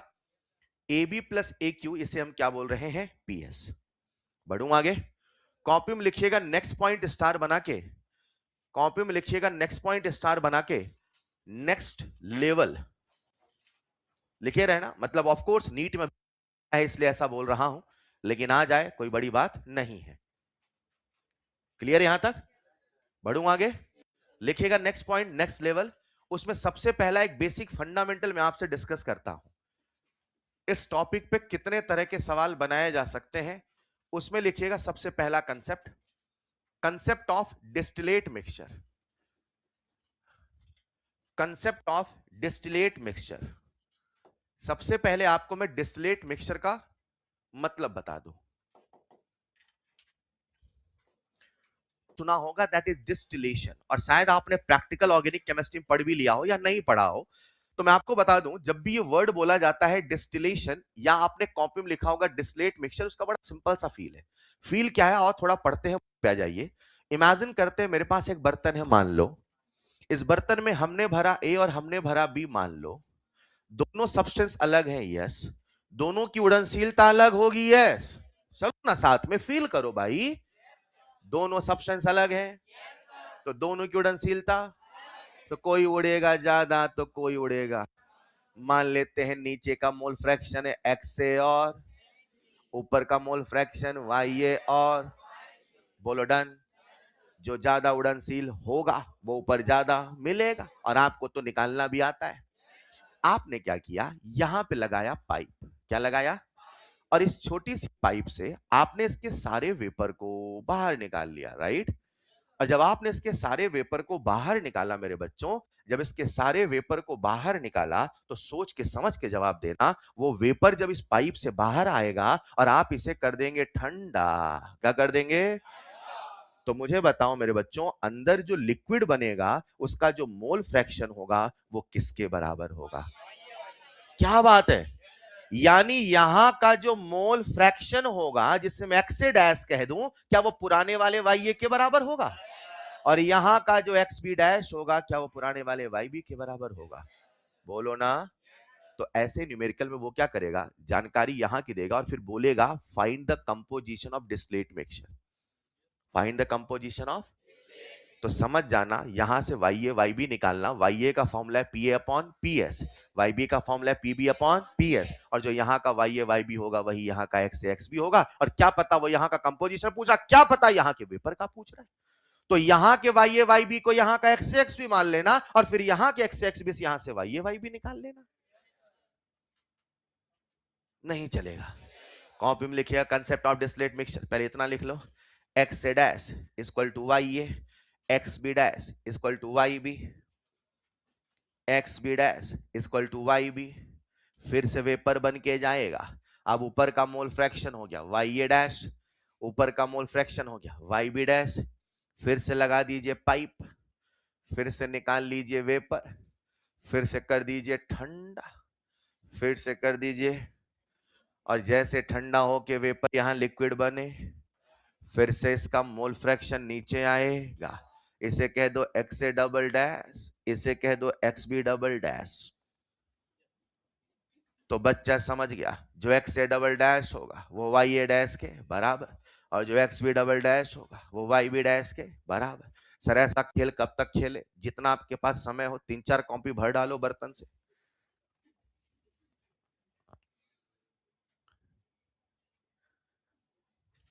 तो पेट्रोलियम इंडस्ट्री में अक्सर फ्रैक्शनल डिस्टिलेशन इस्तेमाल होता है, तो वहां लास्ट में कितना पेट्रोल, कितना इथेनॉल, कितना क्या बनेगा। इथेनॉल की भी फैक्ट्री होती है, आपको पता हो, खोलेंगे लास्ट में अपन उसकी भी फैक्ट्री है। अरे अमोनिया की फैक्ट्री तो बंद हो गई थी ना यार। कार की फैक्ट्री, आप कार बना ही नहीं पाए थे, वो ग्लूकोज खा के नहीं आता था बंदा, भूल गए क्या? अब देखते इथेनॉल की फैक्ट्री में क्या होगा। Lot of business you have ना, डॉक्टर बन जाएंगे तो इतना पैसा संभाल नहीं पाएंगे ना आप। लिख लिया होगा सबने? कितनी अच्छी लगती है बातें, नहीं? X A double dash equal to Y A dash and X B double dash equal to Y B dash, लिख लिया होगा।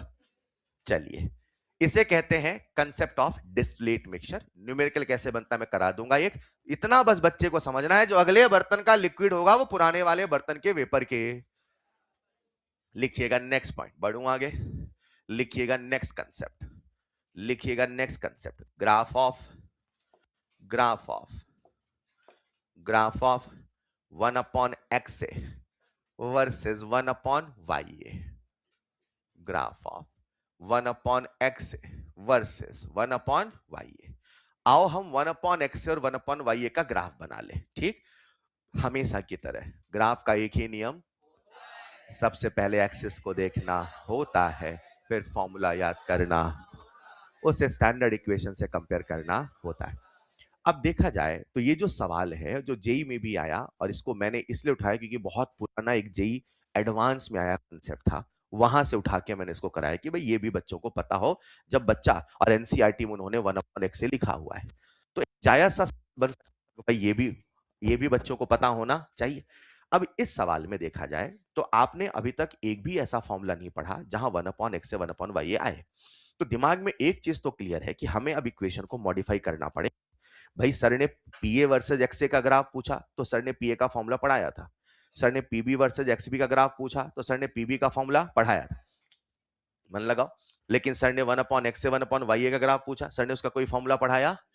मतलब अगर ऐसा कुछ अननोन सी चीजें आ जाए तो हमें स्वयं ही वहां करना पड़ सकता है, हाँ या ना?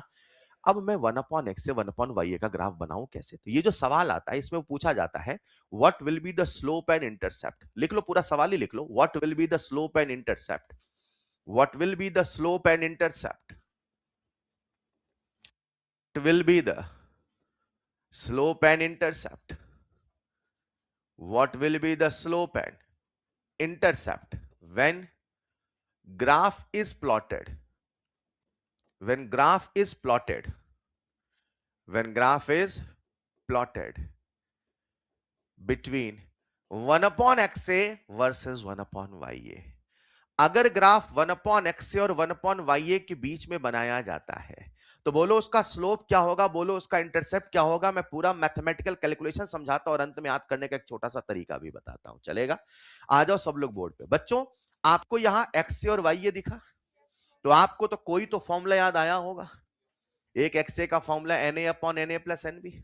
अब बच्चे को समझना चाहिए भाई, अगर 1 अपॉन एक्स से बोल रहा है और एक्स का formula 1 upon N A plus N B, तो एन ए के फॉर्म में तो वाई नहीं आएगा।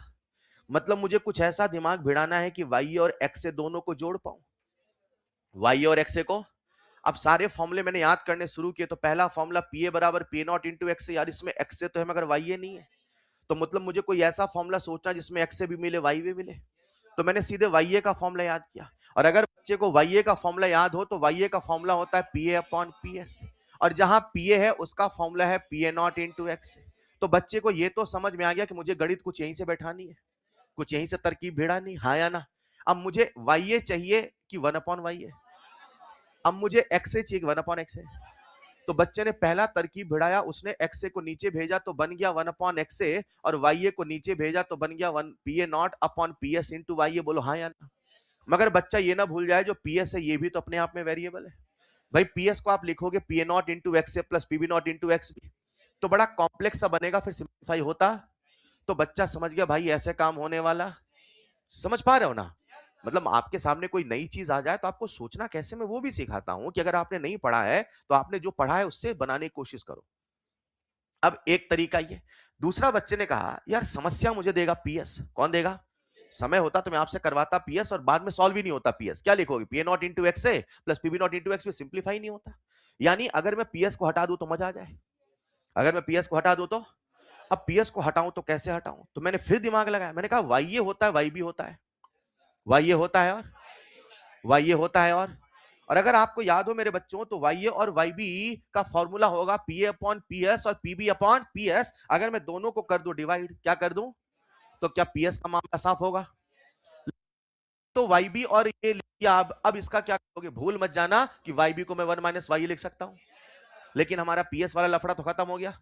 अच्छा पीए अपॉन, समझ पा रहे हो ना, पीएस हो गया कैंसल आउट। अच्छा जो पीए है उसे क्या लिख दूं मैं? PA0 इंटू, और पीबी क्या लिख दूं? PB0 into. बोलो डन। अब यहां मेरे पास एक्स्ट्रा कौन है? वाई बी, और ये ना होते तो मजा आ जाता। अच्छा इनको हटाना कोई बड़ी बात, इसे कह दो 1 - इसे कह दो 1 - मगर समस्या है कि मुझे ग्राफ में 1/x चाहिए।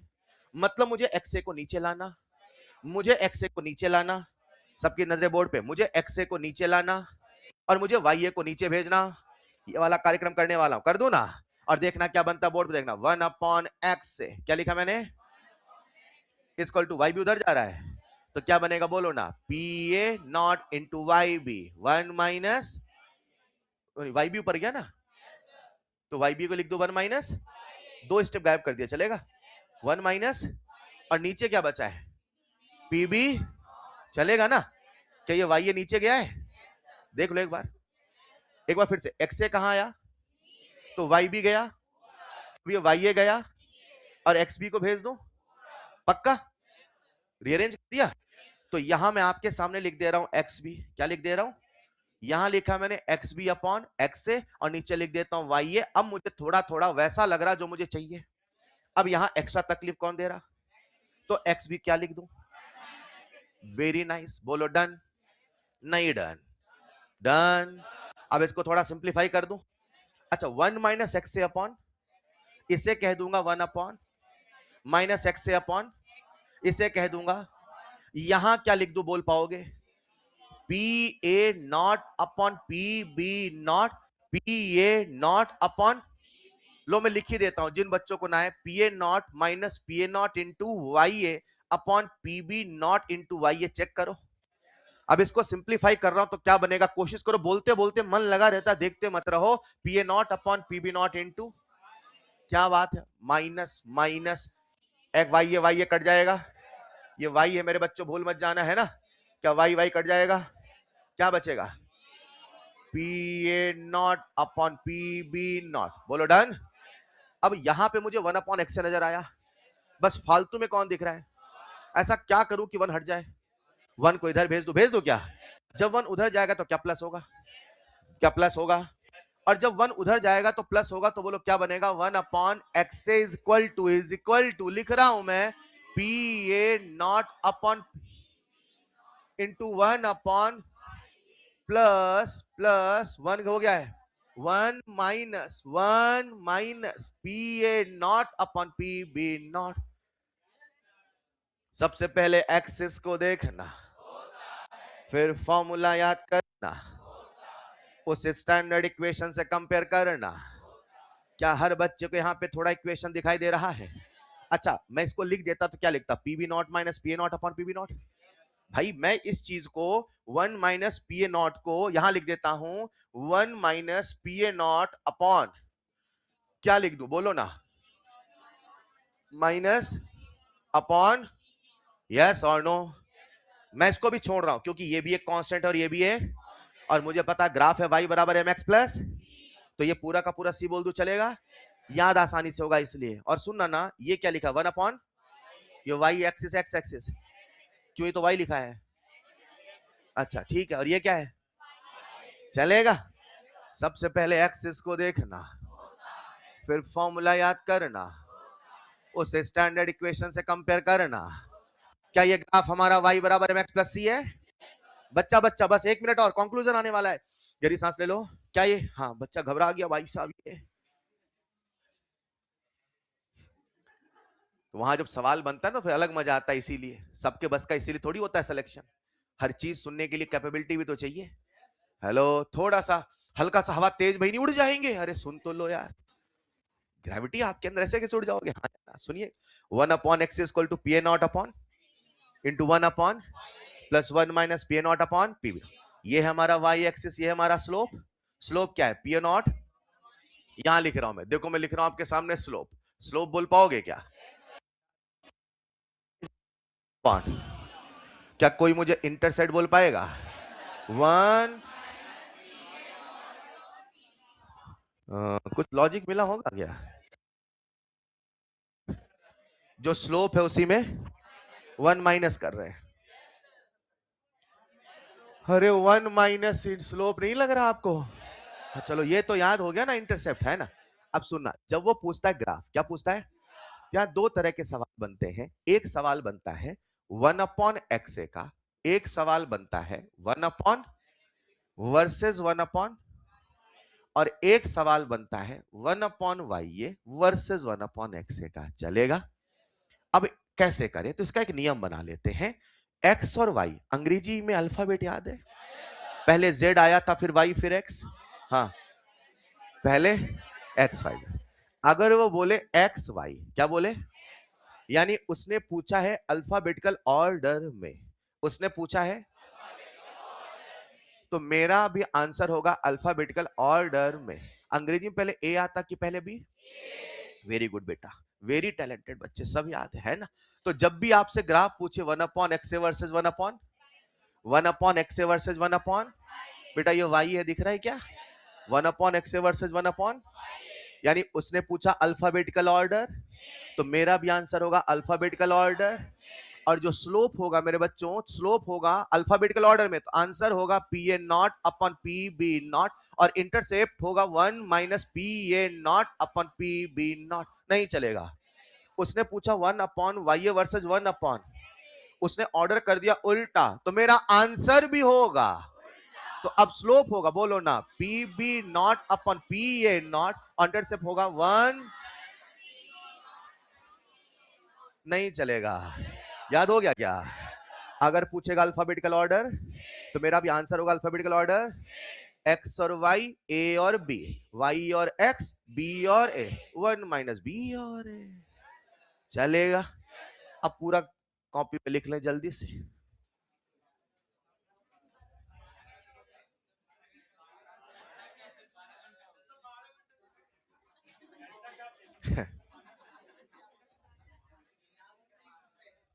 आज सुबह से लॉग आउट नहीं हुआ क्या, क्या है? अच्छा ठीक ठीक ठीक बेटा, पढ़ लो ना, आज घर लोग बताना, घर वाले भी आप पे यकीन नहीं करें, फोटो खींच लो, आज दिखा दो।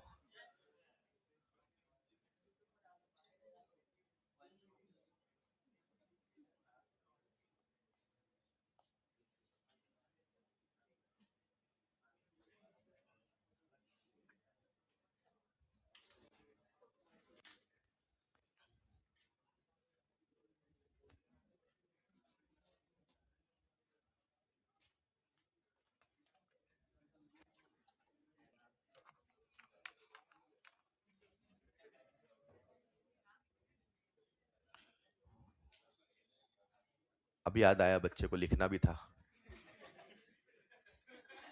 हाँ?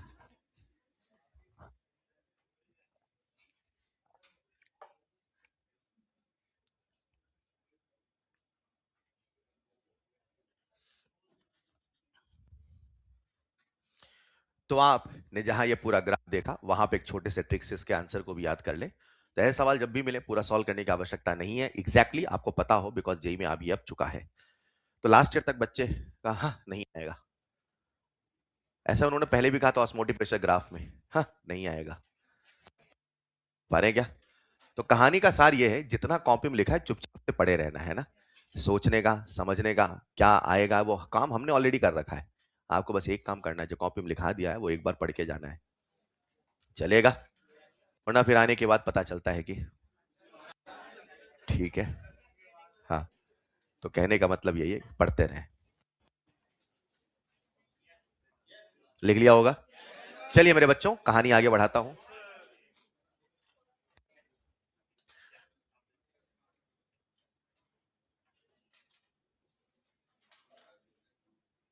लिख लिया होगा? नेक्स्ट पॉइंट लिख रहे ना? दो प्रकार के न्यूमेरिकल लिख लो, वो स्लोप करके फिनिश करना, टू टाइप्स ऑफ न्यूमेरिकल, और अपनी भाषा में लिख देना, मैं यहां लिखूंगा नहीं। अल्फाबेटिकल ऑर्डर में है तो क्या सोचना है, अल्फाबेटिकल ऑर्डर नहीं है तो क्या सोचना है। अल्फाबेटिकल ऑर्डर है तो आंसर भी होगा अल्फाबेटिकल ऑर्डर में, और अल्फाबेटिकल ऑर्डर नहीं है तो आंसर भी मेरा अल्फाबेटिकल ऑर्डर में नहीं है। एक्स और वाई बोलेगा तो ए और बी, वाई और एक्स बोलेगा तो बी और ए, दैट्स इट। हाँ, अब कुछ और पूछ ले, मतलब स्लोप और इंटरसेप्ट तो बहुत कह दो कि फेवरेट प्रोफाइल है, कुछ और पूछ दे तो मैंने आपको पूरा इसलिए सॉल्व करके भी बताया है। कुछ नहीं किया, वाई अपॉन वाई भी लिखा, एक बार एक्स को यहां भेजा, वाई बी ए को वहां भेजा, सिंप्लीफाई किया बस।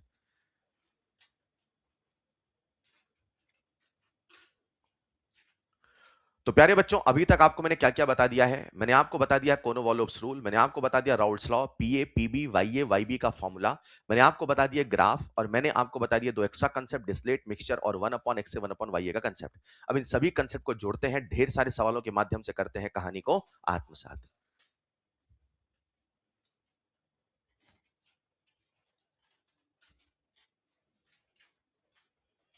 लिख लिया होगा?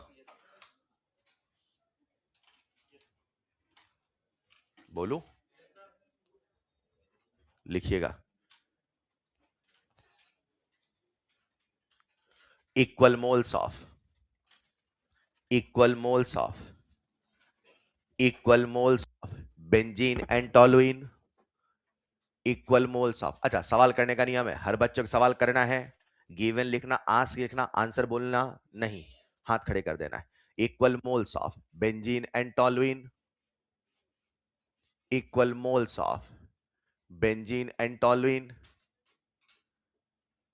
equal moles of benzene and toluene are mixed together, are mixed together to prepare, are mixed together to prepare an ideal solution, are mixed together to prepare an ideal solution, are mixed together to prepare an ideal solution if vapor pressure of pure benzene, if vapor pressure of pure benzene and toluene, if vapor pressure of pure benzene and toluene are 160 torr, are 160 torr and 160 torr and 60 torr respectively, are 160 torr and 60 torr respectively, then calculate number 1, mole fraction of benzene in liquid phase, mole fraction of toluene in liquid phase, vapor pressure of benzene, vapor pressure of toluene, total vapor pressure of solution, and mole fraction of benzene in vapor phase, mole fraction of toluene in vapour phase. इस बार मुझे पूरी class का answer चाहिए और सही चाहिए। NCERT में benzene और टोलुइन का सवाल दिया है, मैंने बस एनसीईआरटी के सवाल में वैल्यू को चेंज कर दिया है, और ये सवाल हमारे पीवाईक्यूज में 2 बार आ चुका है अलग अलग वैल्यू उठा के, तो मैंने वैल्यू चेंज कर दिया है बस इजी बनाने के लिए, अदरवाइज प्रोफाइल वही है। जल्दी से कर लें, बन जाएगा? बिजली की रफ्तार से करें, कितने बच्चों से बन गया या बन जाएगा? बन जाएगा ना? चलिए फटाफट। अरे गड़बड़ हो गई यार, मैंने मोल तो दोनों का बोला ही नहीं। मान नहीं लेना बेटा, इक्वल मोल। हाँ, इक्वल दोनों के मान लिए। कितने मानू? पौने पांच, पौने पांच। मानना ही था तो आसान मानो ना सर, यार ये ढाई अढ़ाई क्या मान रहे हो, हाँ या ना? तो अपन ने दोनों कितने कितने मोल मान लिए? वन। तो मैंने दोनों के एज्यूम किए। अच्छा, B for benzene, T for toluene, चलेगा? बेंजीन के कितने मोल माने? वन। टॉलुइन के कितने माने? वन। यहां से सबसे पहले निकाल लो mole fraction of benzene and answer is half. फिर निकाल लो mole fraction of toluene and answer is half. फिर निकाल लो partial vapour pressure of benzene, तो आंसर हो जाएगा PB not into X B. PB not का मतलब है वेपर प्रेशर ऑफ बेंजीन। करो करो, कोशिश करो। जो बच्चा पहली बार सीखता है वो भी शब्दों को याद करता है, और घर जाके जैसे करोगे ना बिल्कुल परफेक्टली याद हो जाएगा। बहुत बढ़िया। मैं देख पा रहा हूं कुछ बच्चों ने हर पार्ट का आंसर कॉपी में लिख डाला अभी तक। यही स्पीड, यही एक्यूरेसी आती है जैसे जैसे हम आगे बढ़ेंगे।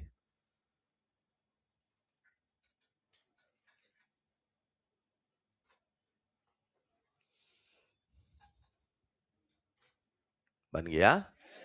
तो ए और बी का लफड़न पाल के मैंने सीधे बेंजीन और टॉली लिखना स्टार्ट कर दिया है, ठीक है? चलिए साहब, तो पीबी हो जाएगा PB not into X B. और पीबी नॉट की वैल्यू कितना दे रखा है? बेंजीन का कितना? 160। तो 160 इंटू हाफ कितना हो जाएगा? 80। टॉर टॉर लगा देंगे बाद में, ठीक है? फिर पीटी, पीटी कितना हो जाएगा? PT not into XT. PT not कितना है? 60 इंटू हाफ कितना आ जाएगा? 30। फिर निकाल लेंगे पीएस, पीएस कितना आ जाएगा? 110। फिर निकाल लेंगे वाईबी, वाईबी मतलब बेंजीन का मोल फ्रैक्शन वेप, तो कितना आ जाएगा? 80/110, यानी 8/11। बहुत बढ़िया। लास्ट में क्या सब बच्चों ने वाईटी निकाल लिया? तो बोलो वाईटी कितना आया? हाँ, 3/11। नहीं चलेगा, लिखो एक और सवाल, आसान है ना यार। लिखिए, if if in a liquid solution, if in a liquid solution, if in a liquid solution partial vapor pressure of methanol, if in a liquid solution partial vapor pressure of methanol is 23 torr, feel कर लो इसको पहले। Partial vapour pressure of is 23, ये किसका vapour pressure है? पक्का? कहां, pure का कि सॉल्यूशन के अंदर? तो ये पीएम नॉट है कि पीएम है? बहुत बढ़िया, क्लियर यहां तक? if vapor pressure of pure methanol, if vapor pressure of pure methanol, if vapor pressure of pure methanol is 92 torr, if vapor pressure of pure methanol is 92 torr, then calculate mole fraction of, then calculate mole fraction of solvent in liquid phase, then calculate mole fraction of solvent in liquid phase। बन जाएगा? शुरू हो जाइए, कितने बच्चों से बन जाएगा? क्या बात है। फॉर्मूला कौन सा? Raoult's law. ए है तो ए ए, बी है तो बी बी, टी है तो टी टी, एम है तो एम एम। ये सवाल जब हम एग्जाम में देते हैं तो बच्चा अक्सर निगेटिव करता है। निगेटिव हो जाए तो वो गलत ही माना जाएगा। एग्जाम में आंसर परिवर्तन का मौका नहीं मिलता। बन गया? बहुत बढ़िया।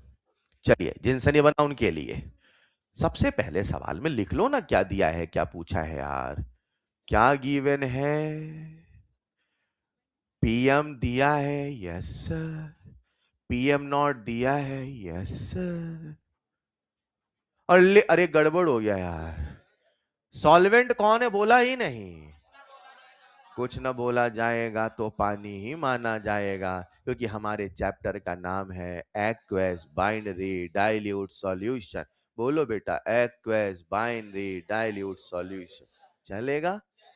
तो कुछ नहीं बोला तो सॉल्वेंट क्या मान लोगे? पानी। चलेगा? तो मिथेनॉल क्या होगा? सॉल्यूट। मिथेनॉल क्या होगा? सॉल्यूट। मिथेनॉल क्या होगा? सॉल्यूट, क्योंकि आपको पता है कि जब पानी के साथ कोई होता है तो पानी सॉल्वेंट है। ये पानी है जो हर किसी को अपने रंग में रंग लेता है। अरे यस, तो सॉल्वेंट कौन है? पानी। तो सबसे पहले अपन निकाल लेते हैं PM equal to PM not into XM. बच्चा यहां पे कूद कूद के एक्सएम निकालता है, आंसर आता है 23/92 यानी 1/4। और पहला ऑप्शन यही हम देते, बच्चा टिक करता है यस, घर आके कहता ओ नो, हाँ या ना, क्योंकि गड़बड़ कहां हो गया बता दो। अरे भैया वो सॉल्यूट है और उसने किसका पूछा है? सॉल्वेंट का। अब अगर सॉल्वेंट का पूछा है तो बताओ अब मैं कैसे निकालूंगा? बहुत बढ़िया, क्या बात है। यानी मोल फ्रैक्शन ऑफ पानी, जिसे कह दूंगा मोल fraction of solvent is nothing but 1 - 1/4 and answer is this clear? यही सवाल कुछ ऐसे आया। बढ़ू आगे, बढ़ू आगे। लिखिए अगला सवाल, लिखिए अगला सवाल। If vapour pressure, if vapor pressure of an aqueous solution, if vapor pressure of an aqueous solution, if vapor pressure of an aqueous solution is given by, और यहां लिख रखा था PS equal to 119 XA plus 19, if vapor pressure of a solution given by, लिख लो PS equal to 119 XA plus 19, then calculate. ये मुझे सिखाने देना, अगला आप करना। देन कैलकुलेट तो आपको बताना है क्या, लिखो then calculate PA not and PB not. बच्चों इस सवाल को करने का एक स्टैंडर्ड तरीका है। अगर यही सवाल स्कूल का बच्चा करता है तो उसको सारा तामझाम करना पड़ता है। इस सवाल को करने का जो एक्चुअल तरीका है वो कुछ ऐसा है कि PS इक्वल टू उन्होंने आपको दे रखा है, PS इक्वल टू उन्होंने आपको दे रखा है 119 XA plus 19, हाँ या ना? तो बच्चा ये तो समझ जाता है कि भैया कुछ PS का दिमाग लगाना है। अब बच्चा PS का फॉर्मूला लिखता है और भाई PS का फॉर्मूला लिखता है PA not into XA plus PB not into XB। फिर वो ये भी समझ जाता कि उस वाले फॉर्मूले में XB नहीं, मतलब मुझे यहां से XB उड़ाना है। अब वो XB को उड़ाने के लिए जहां XB लिखा है वहां 1 - XA लिखता है, खूब मेहनत करता है, सोचता है 5 में 5 नंबर पाऊंगा, एग्जामिनर 0 देता है। अरे स्कूल का बच्चा यार। तो PS को कैसे लिखूंगा मैं, बोलो PA नॉट इंटू XA। यहां क्या लिखूंगा? PB not minus PB not into XA, बोलो डन। फिर वो लिखता है PS इक्वल टू, यहां से XA कॉमन ले लू, वही जो कुछ देर पहले किया था, PA not minus PB not plus PB not, हाँ या ना? फिर बच्चा XA रह गया क्या? अरे साथ में आ रहा है, धीरे धीरे आ रहा है। XA कह रहा है तुम आगे बढ़ो मैं तुम्हारे साथ। यहां पे देखो XA लिखा होगा, दिख रहा है क्या? अरे हेलो, समझिएगा बच्चों। अब ये बच्चा कहता है कि साहब ये तो हमने लिख लिया, और वो कंपेयर करता है PS same to same, XA same to same, it means this must be this, it means this must be. अरे इसे कहते हैं कंपैरिजन। क्या बोलते हैं? ऐसे सवालों करने का असली तरीका क्या, आप PS की इक्वेशन को उसके जैसा बनाओ और फिर कंपेयर करो और फिर दुनिया को बताओ PA नॉट क्या है, PB नॉट क्या है। This is the actual method, but we are not going to do like this. जानना चाहते हम कैसे करेंगे? हम कहेंगे अच्छा ये PS है, हम कहेंगे अच्छा ये, अच्छा PS में हमें ये तो पता है PA नॉट भी समाया है, PB नॉट भी समाया है। अरे बोलो ना यार, PS में ही तो PA नॉट है, PS में ही तो PB। यस, तो मैंने कहा मान लो, क्या बोला मैंने? जब x से बराबर हो गया 0, अच्छा x से 0 का मतलब है XB बराबर, अच्छा इसका मन में मतलब होना चाहिए प्योर। अच्छा जो भी वेपर प्रेशर आएगा फिर वही तो PB नॉट के बराबर होगा। तो जरा यहां XA को 0 रखो, तो जैसे x से 0 रखा ये सब क्या हो गया? करो ना, अच्छा लगेगा बच्चे, कुछ तो सीख। कितना हो जाएगा? 0। मन लगाओ ना मेरे बच्चे, क्यों इतना मुश्किल है यार? क्या मैं कह दूं यहां से जो PS होगा वही PB नॉट होगा, और PB नॉट कितना आ गया? नहीं चलेगा। और अगर मैं x से बराबर 0 रख सकता हूं तो क्या मैं x से बराबर 1 भी रख सकता हूं? अब इससे बातें करो, x से बराबर 1 का मतलब क्या है? ये कहां लिखा है प्योर सॉल्व? पैसा नहीं कैसे पढ़ लेते हैं प्योर सॉल्व। अरे x से 1 का मतलब यही तो है कि XB 0 है, XB 0 का मतलब है B का मोल फ्रैक्शन 0 है, मतलब सॉल्यूट का नामो निशान, यानी वो प्योर। यानी जो भी वेपर प्रेशर आएगा वो प्योर के बराबर ही तो, और जो प्योर का वेपर प्रेशर है वही पीए। और यहां पे जरा x से 1 रखो, तो जैसे x से 1 रखा 19 19 कितना होता है, अरे 19 2 जा 38 भाई, यानी कितना आ जाएगा 138। बोलो डा।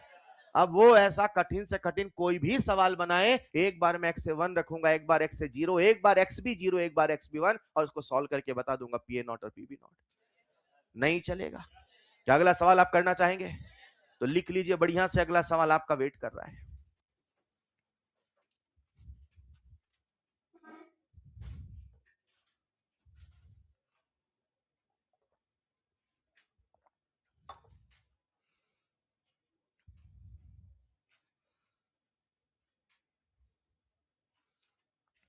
अब वो इस सवाल में लिमिट लगा देगा, न जाने क्या क्या कॉम्प्लेक्स ही मैथ बनाता है। घबराना नहीं है, सिंपल सा, एक बार एक्स को 1 रखना है, एक बार एक्स को 0 रखना है।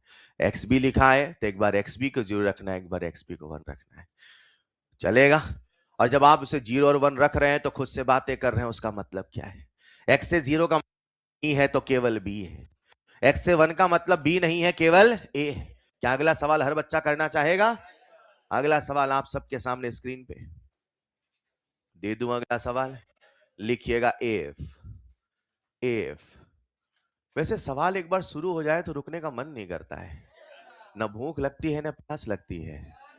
If PS equal to 238, if PS equal to 238 XB, 238 XB plus 20, if PS is equal to 238 XB plus 20, then calculate, then calculate, then calculate PA naught and PB naught।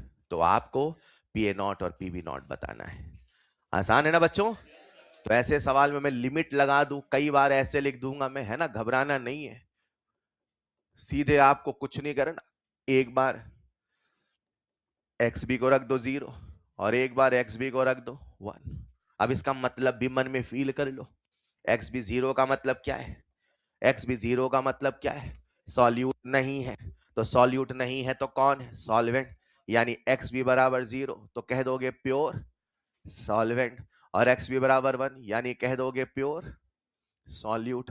तो pure solvent यानी पीए not, pure solute यानी PB not. आओ value रखते हैं, XB को 0 रखो, sir रख दिया, तो बोलो पीए नॉट कितना आ गया? 20। अच्छा एक बार XB को 1 रखो, सर रख दिया, तो बोलो पीबी नॉट कितना आ गया? 258। बोलो डन।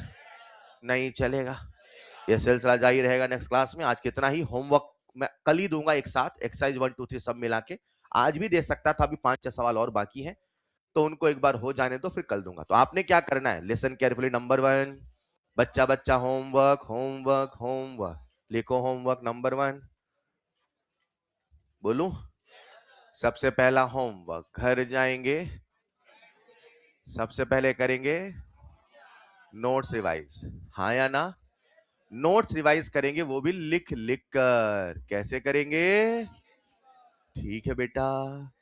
उसके बाद सुन लो, अगर कोई पुराना पेंडिंग होमवर्क उसे कंप्लीट करना, कल मैं सॉल्यूशन का होमवर्क फिर से दूंगा और वहां तक पेपर में आएगा जितना लास्ट लेक्चर में हो जाएगा, इसलिए होमवर्क करना पड़ेगा। दैट्स ऑल फॉर टुडे, मिलते हैं नेक्स्ट क्लास में। Thank you so much. Short notes बनाते रहिए, शॉर्ट नोट्स बनाते रहिए।